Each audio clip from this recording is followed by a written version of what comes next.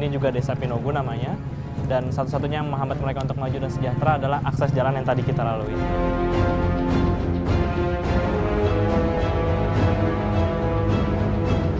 Kalau dikatakan masyarakat desa yang merambah Taman Nasional, tidak seperti itu. Justru Taman Nasional lah yang mengambil lahan rakyat untuk dijadikan Taman Nasional.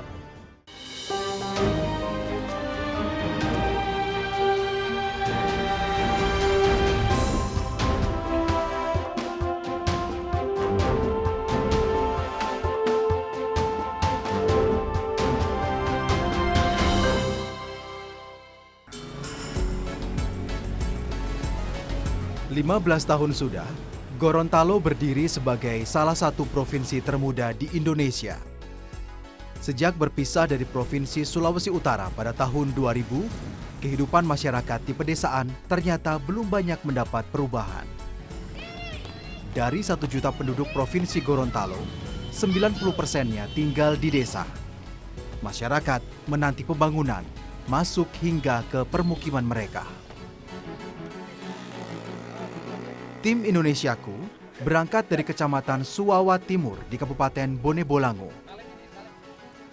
Agar dapat tiba di desa, kami harus menggunakan ojek motor. Siapa yang menyangka kalau Kecamatan Suwawa Timur ternyata merupakan salah satu permukiman tertua di Nusantara.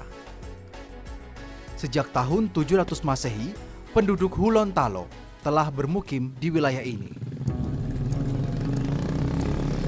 Perjalanan kami kali ini menuju ke salah satu desa tertua di Gorontalo, bahkan di Indonesia.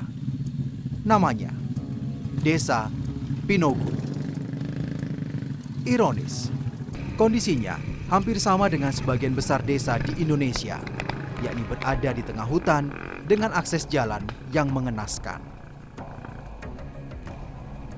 Bahkan, jalan yang telah kami lalui ini tidak menunjukkan adanya pembangunan di wilayah ini. Padahal, sudah 13 abad wilayah Suwawa dihuni oleh manusia dan menjadi urat nadi dari kawasan utara Pulau Sulawesi. Namun daerah yang kami lalui justru menandakan bahwa permukiman sepertinya berada jauh dari sini. Hanya ada suara alam dan deru motor-motor modifikasi yang dikemudikan oleh para pengojek. Sejauh mata memandang, kami hanya melihat belantara hutan dan jalan tanah yang berkelok-kelok.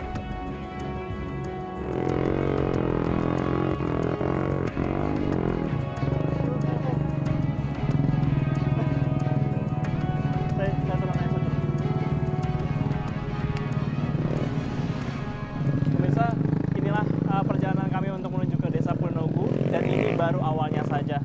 Sebagai desa tertua di Gorontalo, ternyata kondisi jalan mereka untuk menuju ke desa sangat memprihatinkan. Selengkapnya dalam Indonesia.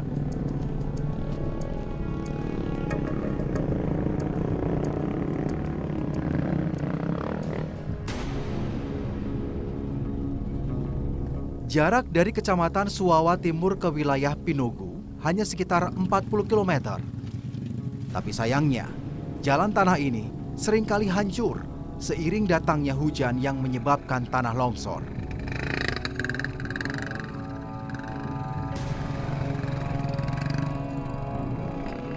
Baru 30 menit melaju, motor kami mengalami kerusakan. Kampas rem harus segera diganti. Dalam setiap perjalanan, para pengemudi ojek selalu membawa perlengkapan reparasi motor. Jika tidak, maka kerusakan akan membuat para pengendara tak bisa melanjutkan perjalanan. Kalau sudah begini, para pengemudi harus bisa membetulkan sendiri kerusakan kendaraan mereka. Maka tidak heran jika perjalanan dari kota ke desa dan sebaliknya memakan waktu hingga berjam-jam di dalam hutan.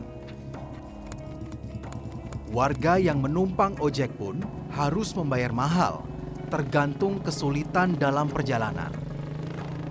Jika musim kemarau, penumpang ke Pinogu harus membayar sebesar Rp600.000. Sementara di musim hujan, ongkos ojek ini naik hingga hampir Rp1 juta. Miris, ini merupakan jalan satu-satunya dari dan menuju ke Desa Pinogo. Hilir mudik warga sangat bergantung pada baik buruknya kondisi jalan di sini. Pembangunan yang tidak jelas tenggat waktunya, ditambah kondisi alam yang tidak menentu, telah membuat jalan ini semakin tidak layak untuk dilalui.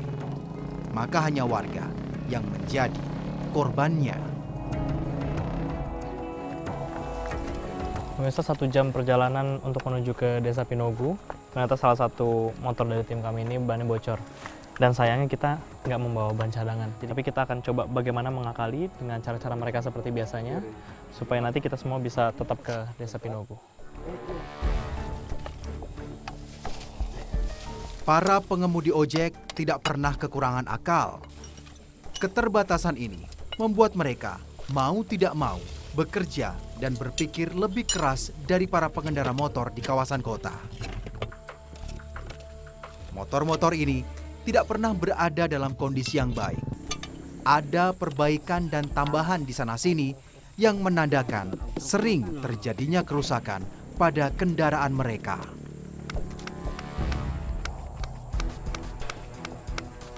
4 dari 6 tempat istirahat sudah kami singgahi. 5 jam telah berlalu, tapi kami masih berada di tengah kawasan Taman Nasional Boganinani, Wartabone. Status tanah sebagai hutan konservasi inilah yang sejak awal menghambat pembangunan segala sendi infrastruktur di kawasan ini.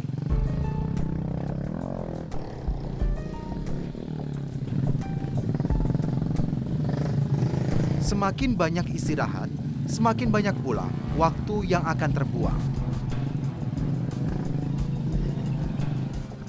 Tidak heran jika warga harus menghabiskan waktu selama 2 hari untuk melakukan perjalanan pergi dan pulang. Akhirnya, tibalah kami di Desa Pinogo. Inilah salah satu desa tertua Nusantara yang telah berdiri resmi sejak tahun 1875.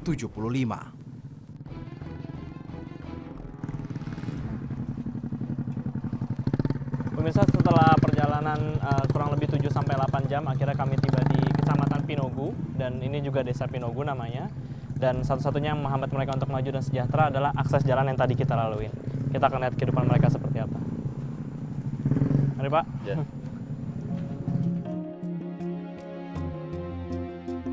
Tahun ini, Indonesia tepat berusia 71 tahun. Usia yang tidak lagi muda untuk negara yang sedang tumbuh dan berkembang. Masih ada banyak pekerjaan rumah bagi negara ini.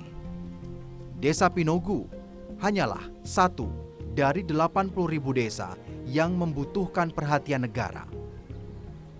Sayangnya, pembangunan di Kecamatan Pinogo terhambat oleh status lahan yang merupakan milik Taman Nasional Boganinani Wartabone. Permukiman mereka dikelilingi oleh hutan konservasi seluas 2,9 juta meter persegi. Sebagai taman nasional, lahan ini seharusnya tidak boleh mengalami perubahan akibat perbuatan manusia. Apalagi ada masyarakat yang bermukim di dalam kawasannya.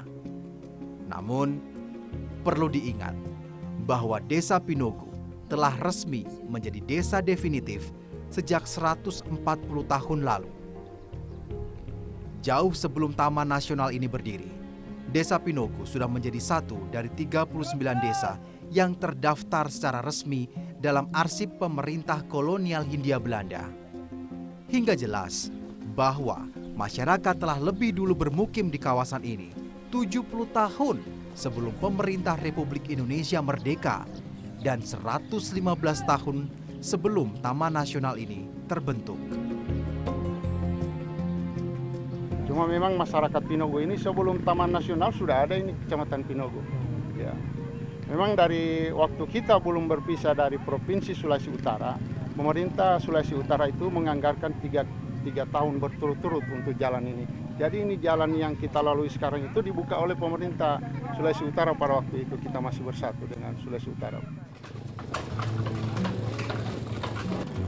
Sejak Taman Nasional berdiri pada tahun 1991, aktivitas masyarakat di sekitar permukiman seringkali dianggap sebagai ancaman kerusakan lingkungan. Tapi apa mau dikata, memang disinilah mereka tinggal dan mencari penghasilan. Jadi kalau dikatakan Siapa yang lebih dulu? masyarakat desa yang merambah Taman Nasional, tidak seperti itu. Justru Taman Nasional lah yang mengambil lahan rakyat untuk dijadikan Taman Nasional. Karena desa itu sudah lebih 100 tahun ada di situ sebelum Taman Nasional dibentuk. Ya, jadi seperti itu.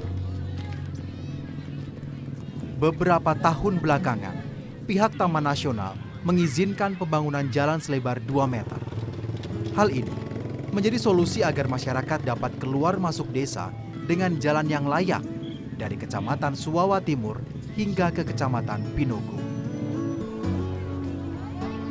Hanya saja yang dari pemerintah provinsi yang dijanjikan saja yang 2,5 miliar itu sampai dengan sekarang itu belum terrealisasi. Itu janjinya dari tahun berapa, Pak? Janjinya kunjungan Pak Gubernur sekitar tahun 2013. Dari total perjalanan sepanjang hampir 50 km, baru 4 km saja yang sudah menggunakan rabat beton. Pembangunan jalan saat ini sepenuhnya menggunakan anggaran pemerintah Kabupaten Bone Bolango. Di tempat berbeda, pemerintah Bone Bolango mengaku bahwa situasi ini dilematis. Di satu sisi, Indonesia sebagai paru-paru dunia nomor 2 penting untuk menjaga keutuhan kawasan konservasinya. Di sisi yang lain, ada ribuan jiwa yang nasibnya tak bisa dibiarkan begitu saja. Pemerintah kabupaten hanya sanggup dengan jarak 42 km ini seperti jarak lari maraton ini. Pinogo ini kami hanya mampu merintis jalan rabat beton 1 kilo, 2 kilo, 3 kilo setiap tahunnya. Dan untuk menekan biaya 1,5 meter panjang 2 km, 1 km setiap tahun, 40 tahun baru bisa selesai jalan.